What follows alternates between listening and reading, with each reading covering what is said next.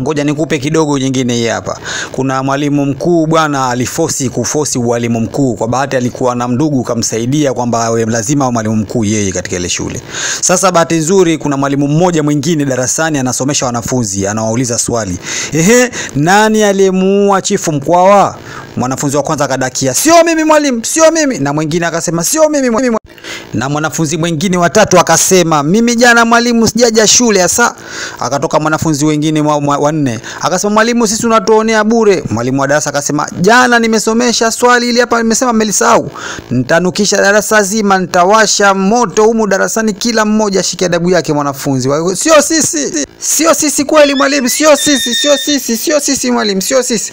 Mwalimu mkuu akadakia, yes alifosi kuwa lazima yeye mwalimu mkuu pale kwa sababu ile shule ilikuwa kidogo ana ndugu. Akasema, "Una hakika wanafunzi ndio walomuua wao au yumo humu darasa hili alomuua?" Basi mwalimu mkuu alisisitiza, "Usiwaonee wanafunzi bure, hajamuua humu muuaji hasa hatoki darasa hili. Muuaji mimi najua darasa gani katoka." Basi yule mwalimu wa darasa kwanza alikaa na kumshangaa mwalimu mkuu, kumbe hapa na kitu.